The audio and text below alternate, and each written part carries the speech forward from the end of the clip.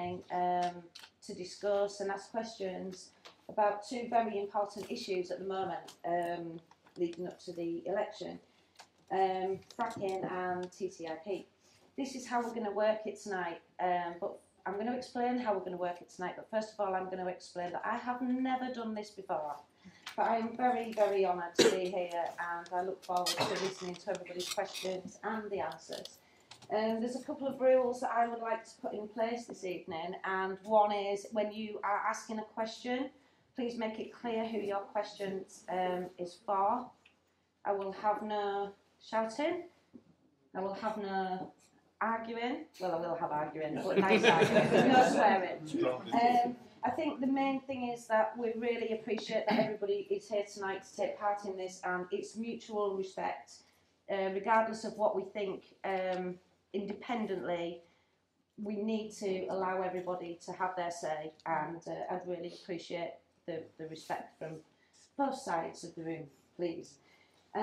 What we're going to do to start with is everybody on the panel is going to stand up for a minute or so and explain who they are, what they're about, so that will make your questioning a lot easier, and you might even think of new questions to ask.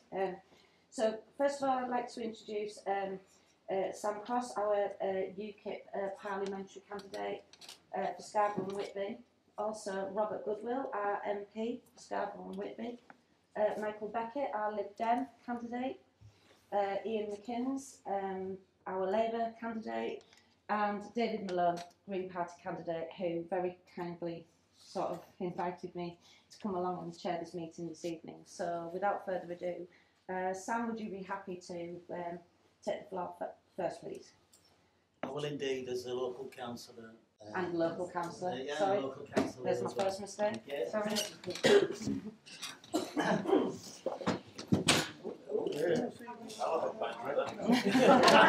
You can come later on and you can buy me one. Good evening, ladies and gentlemen. Just like to start off by really one thing that we have got in case of an emergency. That is the fire exit. The lights will come on there, and that's the way out in case of emergency, because we're down in the basement as such.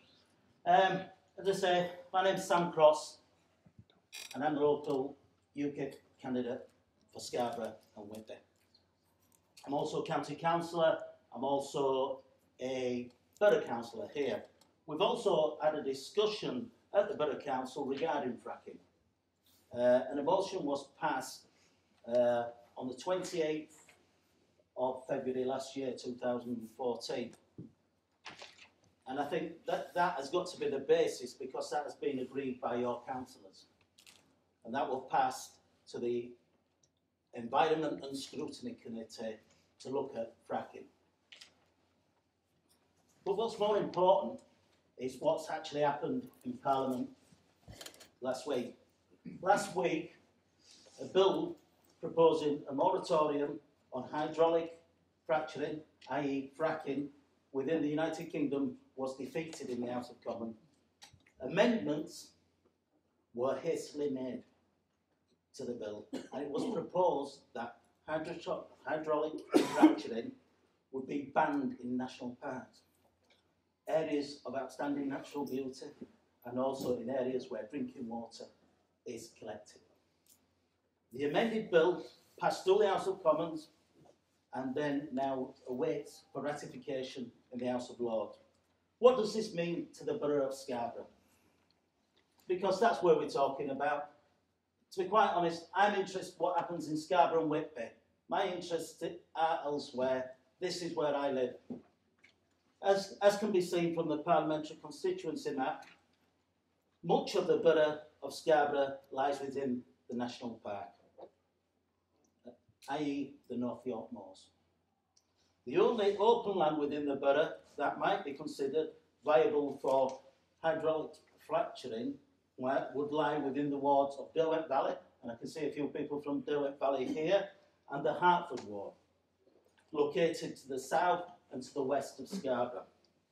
Fresh water sources for Scarborough and Filey are abstracted by Yorkshire Water from groundwater sources at Ayrton in Seamer and the Hertford ward. Fresh water is also obstructed from groundwater sources which are needed by McCain's, one of the largest employers in the area, at their Eastfield plant as part of the commercial operations there. Should the bill be ratified by the House of Lords, there will be no fracking within the borough of Scarborough. Local party stance, and that's UKIP, because one thing that we actually do believe is in local referendums. We believe in the power of the people. If 5% of the local population demand a local referendum on a particular subject, a referendum will be called and the population will vote. The people will decide, because we believe in direct democracy from UKIP, and the people will decide what happens in area that fracking, in any area the people decide. So that's the UKIP view. It's up to the power of the people. Thank you.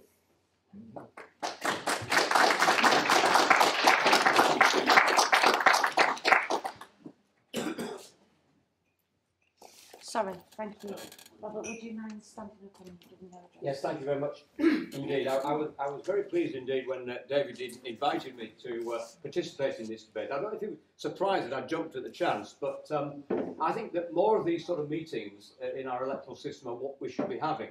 And indeed, I won't be refusing any meeting during the election unless, of course, that dreadful BNP woman comes along, because I refuse to share a platform with fascists.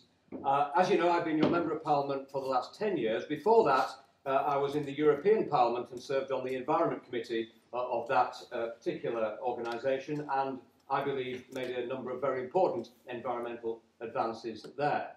By profession, I'm a farmer. Our family have farmed the same farm since 1850, and therefore we take the rural environment very important indeed. I think the challenge facing us as a nation is how to achieve two objectives in tandem. The first objective is, of course, to keep lights on and to keep our homes warm and to ensure that people in this country can have the standard of living that they've been used to.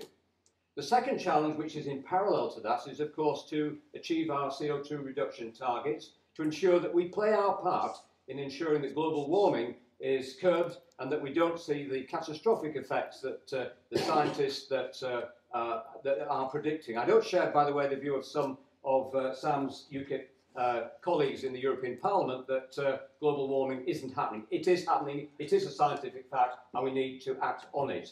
Now, unfortunately, I think we've got ourselves into a difficult position in this country because much of our nuclear generation capacity is coming to the end of its life. We have renewables coming on stream as well. We have unprecedented amounts of wind turbines in the North Sea, and where appropriate, we have turbines on land. But we still have a lot of work to do to ensure that we can replace that other carbon generating capacity with more sustainable means. Carbon sequestration and storage, or carbon capture, is something that is yet still to be fully developed. That could be the answer. It could mean we could continue with coal. And we have announced, of course, that in parallel with the sustainability that we're keen on, we will also be building a new generation of nuclear reactors. I know many in the Green Party don't agree with us that. I think the Liberal Democrats are 50-50 split, but the fact of the matter is we cannot produce the type of energy demand in this country that we need without a new generation of nuclear reactors, but they will take time to deliver. And to fill the gap, I believe we need gas generation. Gas generation is half as carbon intensive as coal. At the moment, we're about 90% self-sufficient. We have gas coming in from Norway, but as time goes on, our own supplies from the North Sea are going to go, and therefore, I don't think any government will be responsible whether or not to investigate whether we could exploit this resource in a sustainable and safe way. And that's what the infrastructure bill is about. And indeed, I was very pleased indeed that it wasn't a last-minute compromise. It was actually a Labour Party amendment that I think we agreed to adopt and word it in a way that was legally sustainable, so that we now have on the statute book, if the House of Lords agree, the most strict constraints in place, the most strict environmental rules to ensure that if this technology does go ahead, there is no environmental danger to watercourses, to the members of the public, and anyone else, and wildlife. So I think it is important that we look at how we can do this sustainably. And I think this Amendment 19 that was agreed almost unanimously in the House of Commons is the way forward, so we can progress in a way that is safe and in a way that takes local communities with them. I think the main reason that I was so keen to come along to this debate is that to try and quash some of the myths, not only about fracking and gas, but also about TTIP. I get letters about a whole range of issues involving the environment, GMO crops, and it is somewhat frustrating that just because somebody's read something on the internet doesn't mean it isn't true. So I hope that during the course of this debate we can actually explore some of these myths and actually use the scientific facts to actually ensure that we do move forward in the right way. Anyone in this country is entitled to their own opinion, but no one is entitled to their own facts. And whatever we do should be based on scientific facts, on best practice, and to enable us to go ahead in a sustainable way. Thank you, Robert.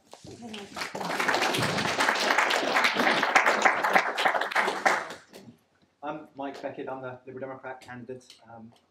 Tell you a little bit about myself first of all. I was a Citizens Advice Bureau manager, helping people with problems and things like that, and then I became a director of a Mind charity over in York, and I'm a Malton Town Councillor where we've debated fracking, and my track record has been that I voted against it because I didn't feel it was safe, and the evidence supplied has yet to meet the criteria where I feel it would be safe for it to happen locally in our area.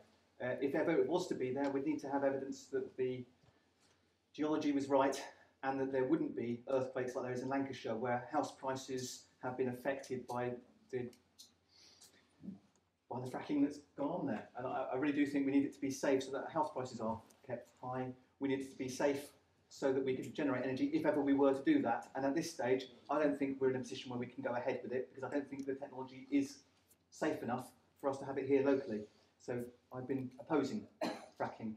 In terms of TTIP, or Transatlantic Trade National Partnership, our position in the Liberal Democrats is very clear, that we're in favour of trade, but we've got red lines. You know, we won't put public services at risk, and we've said that this is something that's most important. Things like the NHS must be safeguarded, and we must have the opportunity for it to keep being ours and not be privatised or taken over, or any other opportunity. That we must always have the sovereign right to control our own assets. We've also had Vince Cable working for us on this, and he's been very effective talking to the European Union about more transparency and about the fact that we want things to be transparent. Liberal Democrats believe in open government and transparency. And we've said unless anything is commercially sensitive, it should be transparent as soon as possible. And if it is commercially sensitive, as soon as it can be, and as soon as matters are resolved, it should then be transparent so people can choose. And if anything is affecting our sovereign rights, we should have the ability to opt out or not accept. But we want there to be trade that works without barriers getting in the way that aren't unnecessary. And we've also pushed for safeguards that if there are any barriers that we have, for instance, where we're looking for safe goods that have got the quality that we would expect, and where they've been done in another part of the world where they have been less safe, we don't go down to the lowest common denominator, where we ensure that we have safe food and safe drink and safe consumer goods, so that everyone is safe and that we can't be penalised for loss of profits. We've said that if a company is going to make a loss of profits because it can't do things, it shouldn't be able to sue anyone for that. That's not right in this country. So that's one of our red lines that we've been pushing for in the negotiations, because we want things to be fair and we want a stronger economy, a fairer society and opportunities for all. That's what we're standing for, and thank you very much for your time.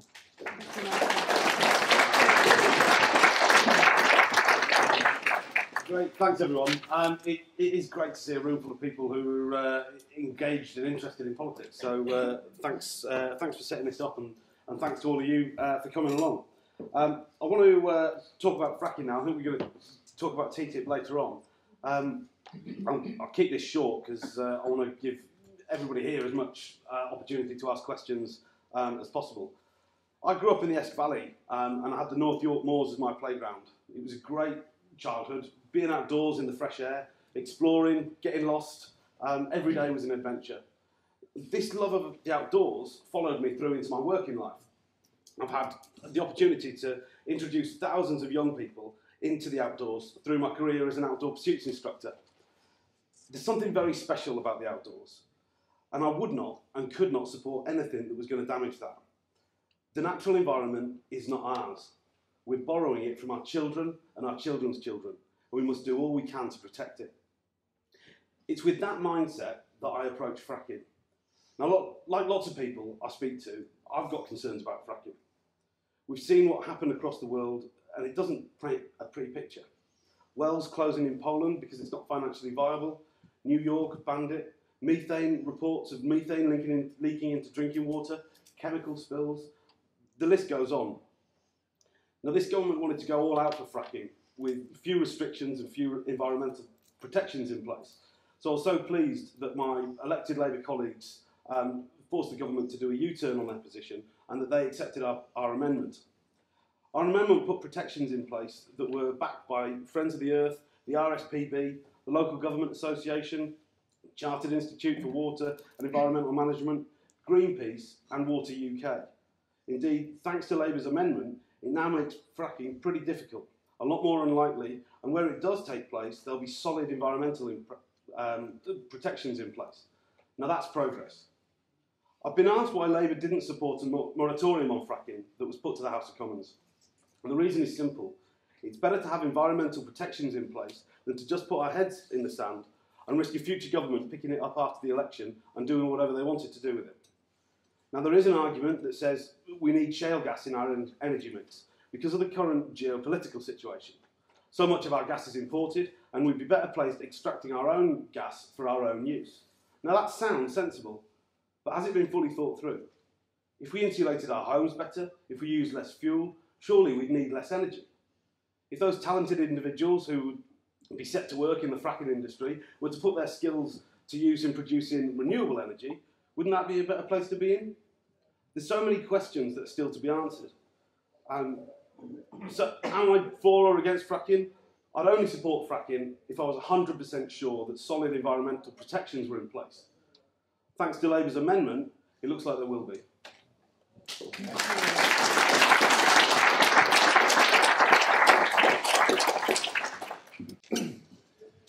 Hello, I'm David Malone, Green Party. Thank you for coming.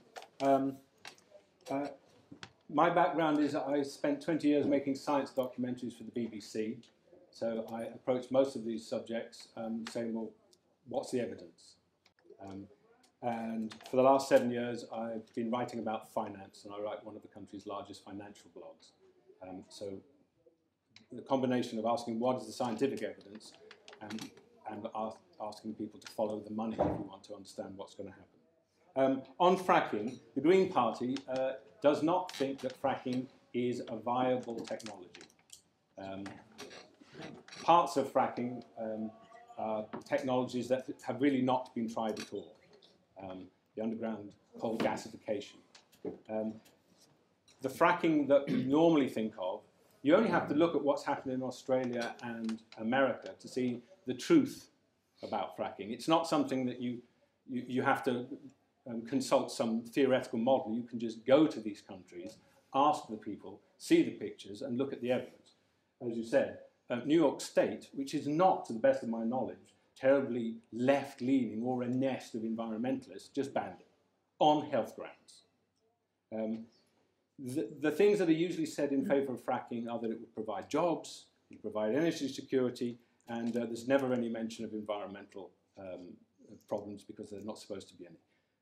The jobs, the claims about jobs, we had this 10 years ago in America. In Pennsylvania, when they were going to frack there, which is one of the main states, they said it's going to create 200,000 jobs. In the end, 10 years later now, the figures are in, it created 15,000. And there were short-term jobs. Most of those jobs you get in the first year, and then as the well drops off, because the production of gas from a well drops off by about 60 to 70% after the first year. And the jobs go with it. So when you actually look at the jobs, you get more like hundreds of jobs, and they last a few years.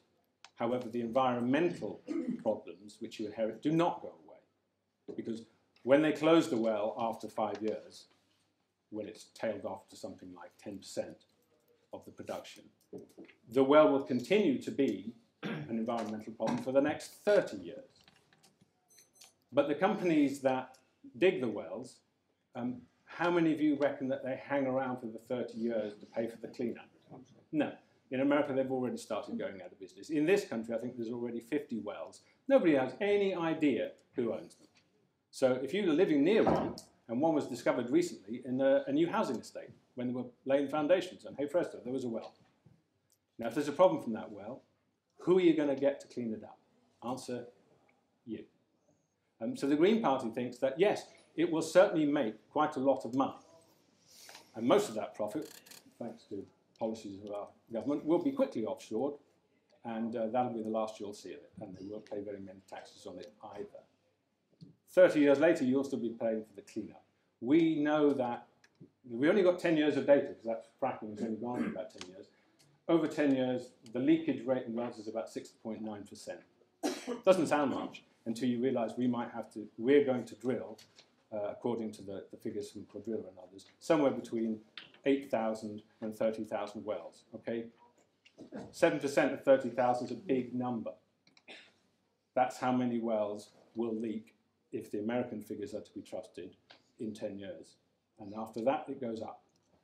So you won't get a lot of jobs out of it. You will have long-term costs, and you'll pay them, because the companies will be long gone. And the energy security, there's plenty of gas around. I think Europe's building 2 new terminals for liquid natural gas coming from places like Qatar. And Qatar is not, Al Jazeera is based in Qatar. So this notion that if we don't have our own gas, the lights will go off because dreadful foreigners will sell it to other people, or they'll just not like us, is a similar kind of fiction to the fictions that tell you that you must give away the civil liberties because terrorists are about to move in next door and blow you up. Believe it if you want to, but I don't think the evidence is very much behind it. So the Green Party thinks that those who will make a great deal of money from it would like to gallop you into it with promises which don't stand up and fear stories which are unbased. Thank you.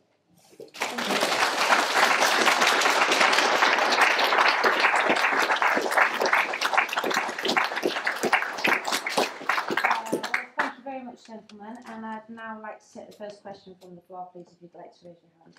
Please, thank you. Scientists have told us that in order to avoid disastrous climate change, we have to leave in the ground a large proportion of the fossil fuels which have already been discovered. I'd like to put this question to all the candidates. What are their views in relation to fracking and that statement I just made? Okay.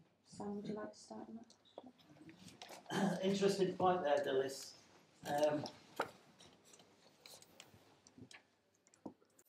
My opinion is that people need energy.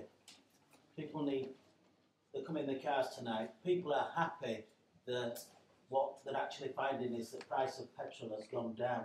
You know what I mean? That affects everything. The price of diesel going down, that affects everything. That affects your shopping basket, affects what you're buying in the shops. And it's very important that we do extract diesel, we do extract petrol, and we do take oil out of the ground. The use of, it would be nice to be self-sufficient, but unfortunately we will have to take, and we do use energy. I have children, they have everything, electric. When you go home, you'll have your computer on, you'll have your television on, you will have energy on, and we do need it. So yes, I hear what you say, but I think what's important that we all have got to live. We all have got to move on. We all have to survive. We can't sit here with no lights on. We need the lights. I think there should be, we support as a party a diverse energy market, which includes coal, nuclear, shale gas, geothermal, tidal, solar, conventional gas and oil. So we do need it. We can't let the lights go off. And everything you produce, the chairs, use electricity that you're sitting on, to actually make the chairs. So we've got to actually survive. We've got to live. And if we have to use what's on this earth to live, I'm all in favour of it. Thank you, Sam. Robert, would you like to? Dilys, well, of course, you're absolutely right. I mean, this country is built on massive coal reserves. And if we are to meet our climate change objectives of reducing CO2 emissions by 80% by 2050, then we're going to have to leave most of that coal in the ground. At the moment, we're still burning a lot of coal to produce our energy. In fact, we're importing. I was at Immingham the other day, and we're importing coal from the United States because of their gas supply situation being turned on. They're sending coal from the Appalachians to the UK for us to burn at Drax and Ferrybridge. Incidentally, we were also burning wood from the United States to co-incinerate with the coal to meet our objectives. But the fact of the matter is that we are not going to be able to survive on coal in the 21st century and meet those objectives. We need to develop those renewables. We need to develop new nuclear, as I've said. But in the meantime, there is a gap, and that gap has to be filled by gas. I can't see any other viable alternative. Not only in terms of electricity generation, where you've got a choice of solutions, but in terms of heating our homes, in our industry, heating our hospitals and other public buildings. The majority of us rely on gas in this country, and I've not yet seen a technology that will really deliver that sort of heating in a way that doesn't require burning gas. But as time goes on, I'm sure there will be other solutions. So it then comes down to basically, do we import the gas from Qatar or the former Soviet Union, or do we have our own indigenous supplies? And I think that it is only responsible to see if we can develop our own indigenous supplies in a way which is safe for the environment and safe for the long term. We're drilling holes in the ground up at Whitby, prospecting for potash. Those holes go through the water courses, but York Potash are making sure that those holes are plugged to ensure that we don't get any water ingress into lower strata. And in the same way that we have very strict controls over the way the potash mine will be developed, we also, and thanks to the amendment that we all agreed last week, we will have the toughest constraints in place to ensure that these mines are properly managed and that any environmental or seismic activity is strictly monitored and then dealt with. But we're not talking about a US situation. I mean, the United States are just such a throwaway society. I was hearing the other day how if their highway gets worn out, they just build another new one down the side of it and leave the old one there. I mean, it's the attitude in the US. It's a big country and we can trash the place. This is a small country. We live cheek by jowl with our industry. We live cheek by jowl with our agriculture and other industries. So it is absolutely vital that the restrictions and controls that we put on the face of the bill now, I think, give us some confidence to go forward.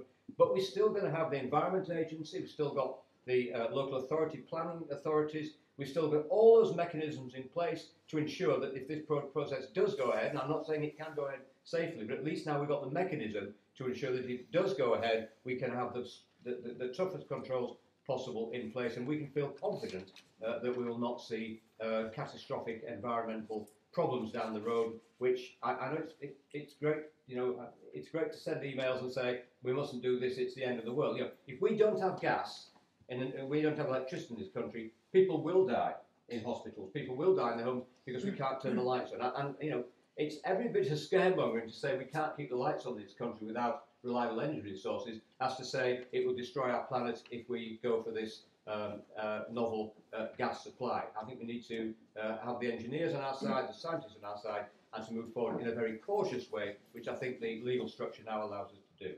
Thank you, Robert. Thank you. Okay. Well, we're on track to meet our target, which is 15% of our energy from renewables by 2020. And I think the answer is to increase renewables in part. And we've certainly got to invest in that. Liberal Democrats have for a long time had a green thread through all their policies, so that every policy area, we look at the impact on the environment and how we can improve it. And we've certainly tried to bring that into the heart of government. We've got 5 green laws that we're looking at doing. One of them is a Zero Carbon Britain Act, and that is to strengthen the Climate Change Act and bring targets to decarbonise the electricity sector and the use of dirty coal stations, because we don't think that is the way further. And we have sort of like an energy system that's from the 1970s, and we really do need one for the 2000s. I think it's time we move forward on that. And there hasn't been enough investment in the past in creating new energy. We're also looking at a Heating and Energy Efficiency Act to boost renewable and district the heating locally, so that we can have more efficient homes, because that's one of the more efficient businesses. So these things can happen to reduce the amount of demand for electricity that will help us not use as much unrenewable coal and oil burning fuel. We're also looking at having a Green Transport Act, and this is to help establish a network of charging points for electric cars, incentivising green travel choices, and helping people to walk and to cycle and use public transport in ways that will make it more efficient for everyone and greener for society.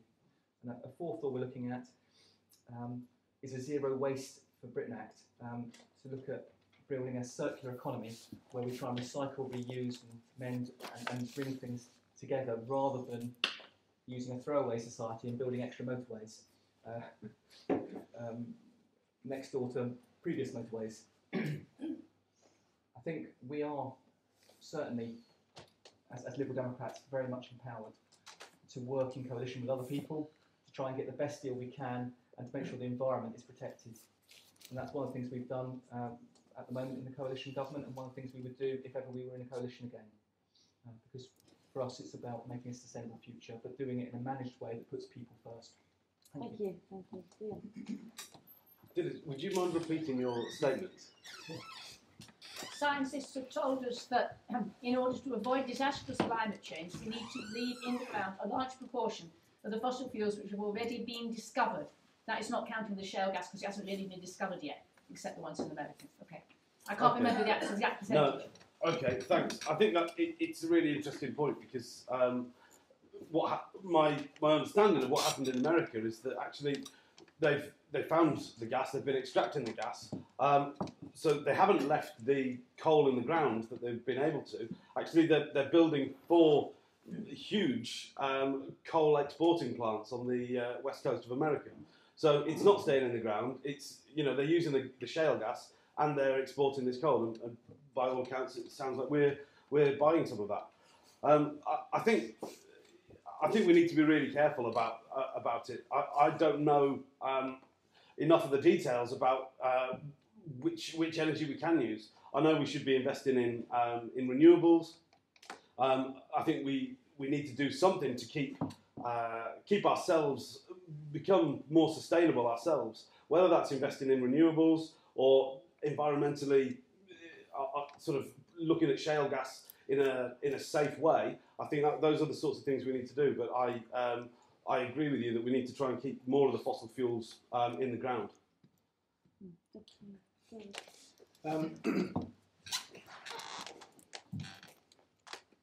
Of course we need to have the lights on, but it's not a choice of either you have shale gas or the lights go off.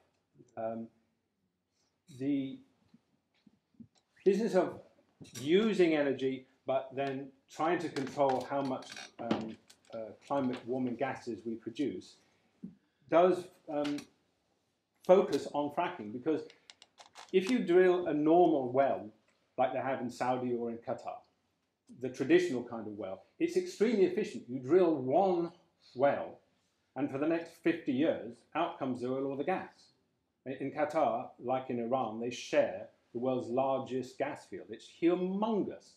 And they will not have to drill hundreds of well heads to get it out. They'll drill half a dozen. Which means the energy that you're putting in, the energy to power the compressors, to drill the holes, to make the concrete, to make the steel that puts the linings in, is a small fraction of your total payback. Fracking is the opposite. Fracking is the most ridiculous technology. For every barrel of oil or cubic meter of gas that you get out via fracking, you have to put between 40% and 60% of it, you use it to get it out.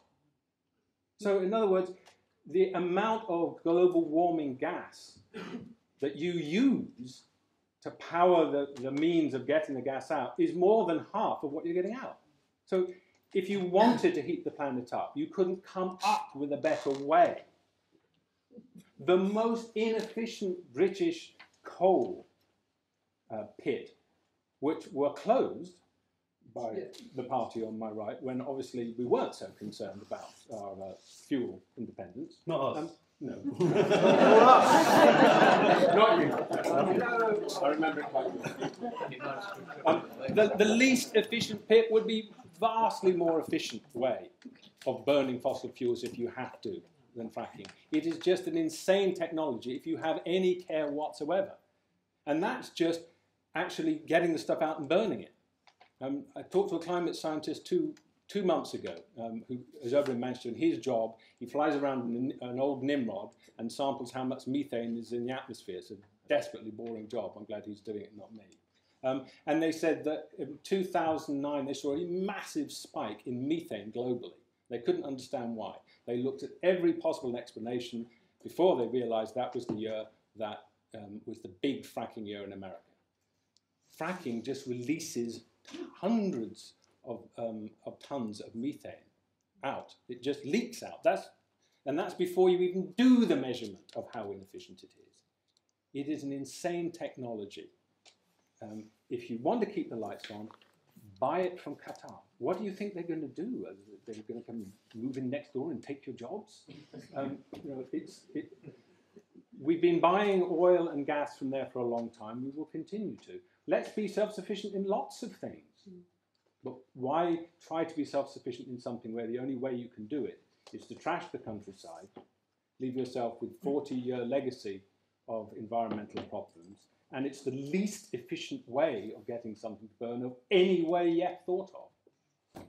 Thank you.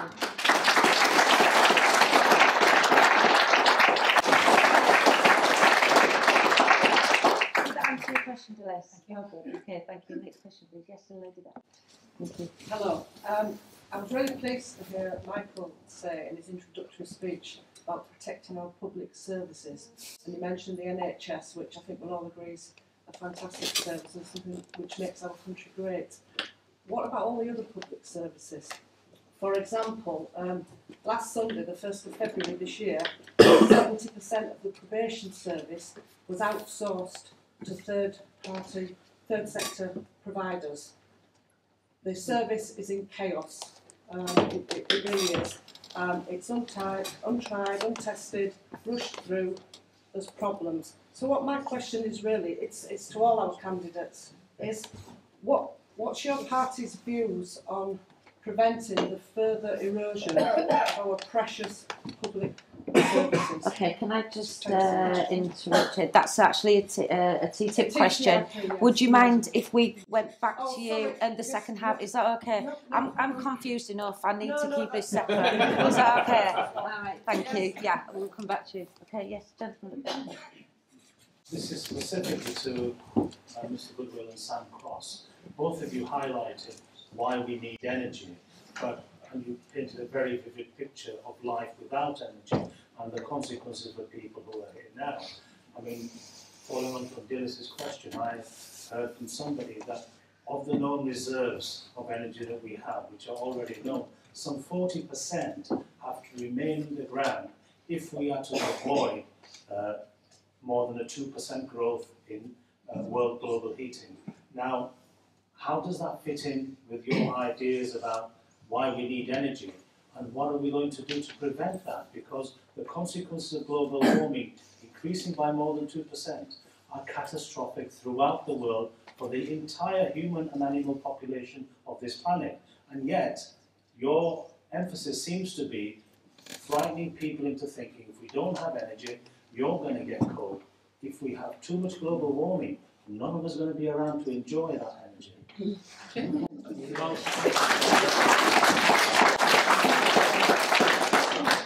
I mean, you're absolutely right. We do need to decarbonise our economy, and we do need to continue to invest in renewables. We need to continue to invest in nuclear energy, which is a very low carbon source of energy. And of course, we need to invest in all the energy conservation and efficiency measures that we're already involved in. And I'm confident that in due course, we will also have carbon capture and sequestration, which will allow us to burn carbon and dispose of the carbon dioxide in a way that doesn't go into our atmosphere. We're a long way away from doing that. It's a bit like nuclear fusion. You know, people say, well, it's 10 years away. Well, it's been 10 years away for the last 50 years. Well, I think we can crack that nut, and there will be a cost attached to carbon sequestration because we're going to use some energy in the plant that, in the same way that when we took the sulphur out of the petrol, we reduced the efficiency of the oil refinery. So there will be a cost in terms of the cost of energy on your electric meter or at the pumps or wherever else in doing that. But I think we can do that. I think the technology will be there. The point I'm making is that because we didn't start this investment 20 years ago, because we didn't start to replace our ageing fleet of nuclear reactors when we should have done 10, 15, 20 years ago, we have an energy gap. And I think we all agree, even the Green Party agreed, that that gap can be filled by gas. My concern is that from an energy security point of view, can we really rely on Mr. Putin? Can we really rely on stability in the Middle East? Can we be sure that in 10 years' time Qatar will still be a stable country, that Saudi Arabia will still be dominated and ruled over by its non-elected royal family? Or will they be more like Syria, Egypt or Iraq? Now, I don't know. I can't predict the future, but my goodness, I wouldn't be prepared to bet the farm on absolute stability in all those parts of the world, in Russia and the Middle East. I think, you know, the Lord was very wise when he created the earth, but he didn't put the energy in the most stable places in the world. He put the uranium in Canada and Australia, so I've got more confidence in a stable Canada and Australia to give us supplies for our nuclear stations. I do feel the world is a very unstable and unsecure place, and I don't think we would be responsible to the people of this country and to our continued economic development and the standard of living that we told people want to have a good standard of living, to risk that by hoping and crossing our fingers that our energy supplies will still come through from the Middle East and places like Russia, which are still currently very unstable, and who knows where they'll be in 5, 10 or 15 years' time. Okay, thank you. Was there anybody else on the panel that would like to comment? No, yeah, really, I'll come back on that.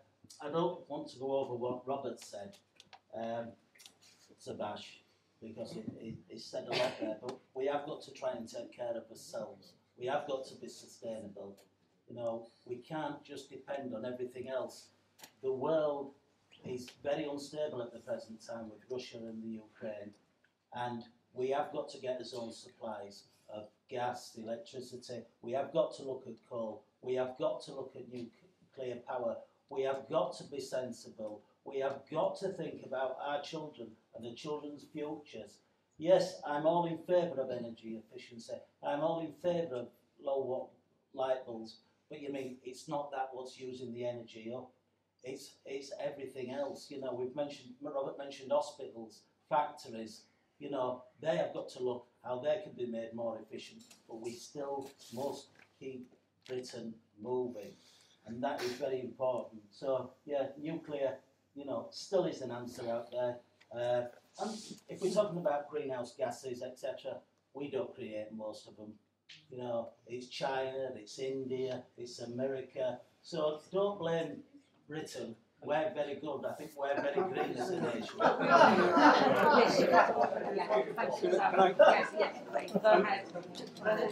Just a word on this notion that we've got to frack this country because foreigners can't be trusted because the Lord gave the energy to the wrong people. It's just a fact that. I don't think he actually said that. That's how I understood it. I don't think he actually said that. The countries, the Islamic State exports energy to the West. People that we don't agree with, the most unstable people in the world, are happy to sell oil and gas. The places which are selling us the least are the places we happen to have invaded and trashed their countryside and leveled their infrastructure. So this notion that foreigners are out there just waiting to stop selling us gas is total rubbish. There's not 1 ounce. Russia's selling us less because we're stopping them selling it to us. So this notion somehow that that we're suddenly going to run out of gas, the lights will go off because Johnny Foreign will be going, But where's the evidence? Where is the evidence? The countries that don't export gas are the ones that we bomb the hell out of. Maybe if we stop bombing their countries, they'd be happy. Okay, right. Thank you very much.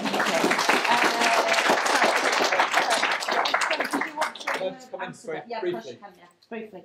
Well, I just think it's worth saying that as a party that was very much against the war in Iraq, and illegal wars aren't something we vote in favour of, I can agree that there is some instability, but then again, I don't think necessarily being self-sufficient is the answer. I think we need to be interdependent, and that means working with others and working with trade and working with energy, being able to have the gas coming from Russia and from other places.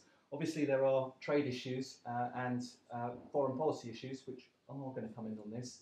But I just think we need to be open to working with others and doing this in a collaborative way. And one of the things we need to do is make sure that renewables are front and centre for that. Okay, thank you. Okay. The gentleman here, thank you.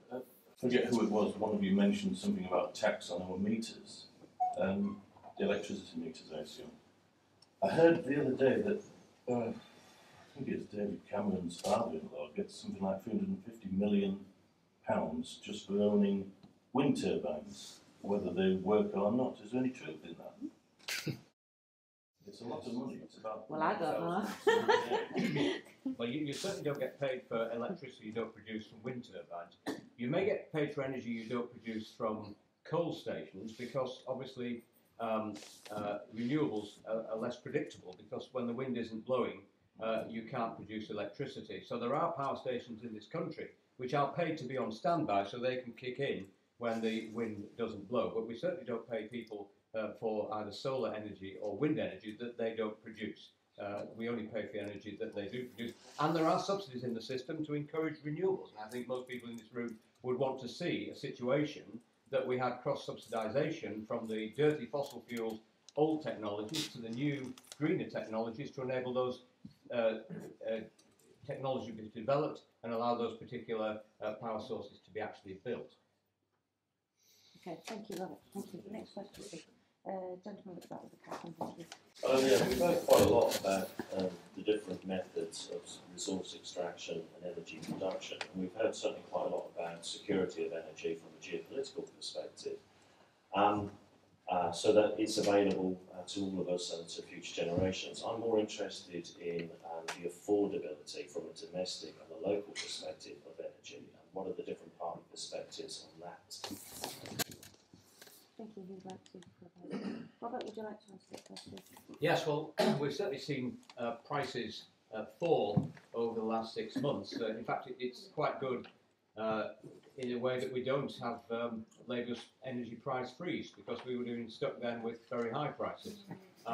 We have seen a situation where we haven't seen the prices falling to the consumers as fast as they've been falling in the oil wells or the gas fields.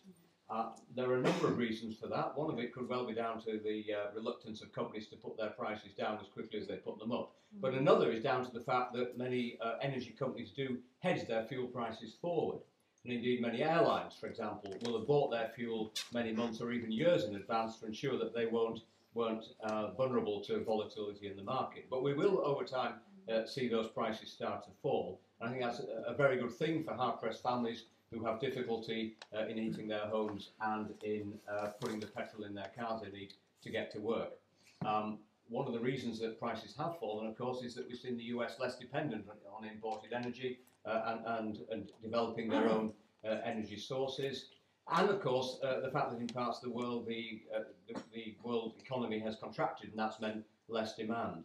It's interesting, I was in Saudi Arabia before Christmas and we were saying to them, well, are you going to stop pumping as much oil because the price has gone down? The fact is they're hooked on it because they're developing their own infrastructure projects, they've got massive building and development projects for their people, and they can't turn the tap off because otherwise they turn off the money that they're using to pay for all the development they're ongoing with. So I think we're going to see low energy prices for quite a while. That's actually very good news for consumers in the UK. Okay, thank you. Ian, would you like to answer? Yeah, it was what we've said. Labour is that there's we're going to put a price cap in place. So it was a price freeze when it looked like the price was going through the roof. We've now said what we want to do is cap that, and that's one of the examples of the reason Ed Miliband's getting so much flack. It's because he's willing to take on the vested interests of people like the power companies. It's this. I think we need to be able to put structures in place, and we need to be able to regulate the market, not just let this sort of free market neoliberal ideology take place where they can charge what they want. A lot of people that I've spoken to have said that they are struggling with the cost of living. They're struggling to meet their energy costs, and this is it's a real fact. I think we need to see a way of getting a sort of more diverse supply in. I visited a turbine on the River Esk recently, and it's Esk Energy. Have a look, Google them. Some of you might know about them. It's fantastic. Here's a community interest company that a group of people that have come together, funded and have built an Archimedes screw, which is generating power from a river that was going there anyway. I think we need to see more local community examples of generating power. And I think that can contribute towards the price of energy. Okay, thank you. Okay, would anybody else like to comment? Because we're really need to move on. I'll keep it very brief, Yes, but I just very say brief, we do believe that low prices is very important because fuel poverty is a big issue, especially in the rural hinterland around Whitby and Scarborough, where people are reliant on a car because there isn't any public transport. And so, you know, personally, I would be very much in favour of a reduction in something like petrol tax or something like that for rural communities where they have no other public service, because there is no choice. It's car or stay at home. And I do think for rural areas, that is a very important area that we need to look at. I think it's important not to refer to it as a hinterland as well, though. Okay, well, thank you. Well, I can't name every village. They're not going to let me say every village, are they? Yeah, thank you, Chair. It's very important. I think, you know, we're talking about TTIP here and we're talking about fracking, but what's important on the doorstep is the people that are struggling with fuel poverty. And that is the biggest criminal offence nowadays, where you have people that can't put the electricity on certain days because they can't afford the gas or they can't afford the electricity. You find old people sat at home with a water bottle because they can't afford to put the gas and the electricity on. Yes, and they turn around and they say, they come to the door and they've got 3 jumpers on. Yes, that is sad. And so, yes, you know, the fact that we are paying too much for gas and electricity, you know, is disgusting. And I remember that we used to own the gas and we used to own the electricity. And those are the most important facts. It's like we used to own the water. You know, we don't anymore. It's been sold off. And it's not being sold off. Money is worth. They don't make millions of pounds. They make billions of pounds. And they're making billions of pounds out of us. And that is the saddest thing of all. It belonged to us. Until Sid got his hand on it and said, hey, get some of these gas shares. And where's it all gone? It's owned by the French now. Yorkshire Water's owned by a company based in the Cayman Islands. Australia. Yeah, Australia, yeah. There's lower taxes in Australia, obviously, for them. But that is what's sad. You know what I mean? That it belonged to us. Pension fund in Australia. A pension fund, yeah. Yeah. Okay, thank you. Next question, please. Yes, Lynn, thank you. The talk about nuclear makes me a bit cross when you all start talking about it being low cost. It's not low cost. The uranium's got to be mined in Australia, taken halfway across the world to be enriched before it can then be used in the plants. And I don't know how much Sellafield's costing to decommission. Who's picking up the bill for that? We are. So that's my first point about nuclear. But we've got other things that we can use in this country. We're surrounded by sea and tides. We should be looking at tidal. None of you have mentioned tidal. I actually have mentioned okay. it. I read it here from here. I mentioned geothermal, tidal, solar, and gas. Okay, great.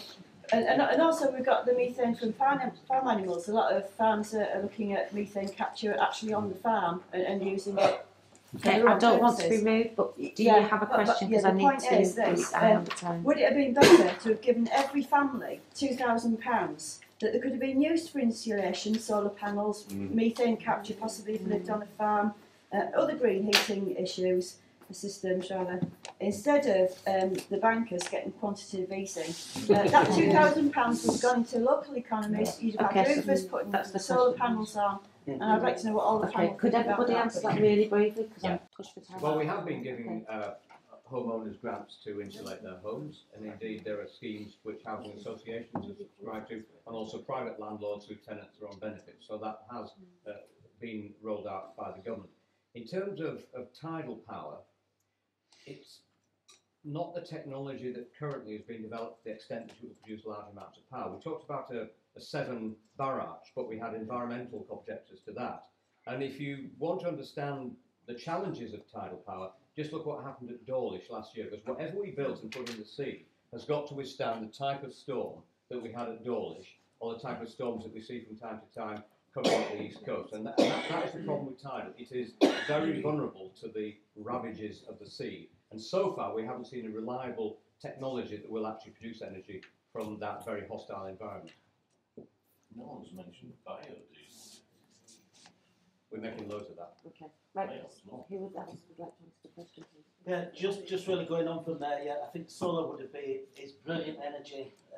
I don't go to Qatar or Saudi Arabia, but I've been across to Cyprus. Nothing exotic for me. But I go over there and I see that they're actually using solar energy. And okay, it's not as efficient over here as it is over there because the sun doesn't shine as much, but we should consider that. And in the area where I live, there are lots of houses with solar panels on, and you know, they're making benefit of it. So it's not just doing one thing or doing more of one thing. We've got to do lots of little things to make ourselves more energy efficient, like shutting this door here, shutting that door over there. But you know, there is. I was going to say, we mentioned methane capture earlier on. There's plenty of hot air in here tonight, so maybe how could we capture that? Okay, thanks, Sam. The idea that this government or the last one have supported alternative energy technology just is ridiculous. It's a tiny fraction of the money that they plough into nuclear every single year. The amount that we've given to developing those technologies is tiny. In fact, the WAVE research place up in the Northern Ireland has just been closed because of cutbacks, because I know one of the scientists there. So there is no, and there never has been, any support for alternative energy generation by any of the major parties. They just like to talk about it, a little bit of windowless, and give you a green shield stamp and say, oh, look how green we are. No, they're not. And the idea that there's no other way, and that we give subsidies for people to have, you know, wind turbines or solar panels. Again, it's a tiny fraction. We can have 350 billion to bail out banks, and it's hardly $1 billion for any of the programs that have been designed to help ordinary homeowners. It's a matter. There is the money. It's a matter of where you want to put it. And the coalition has decided to give it to their banker friends instead of putting it in the pockets of ordinary people so that they could use less energy and be warm. Thank you.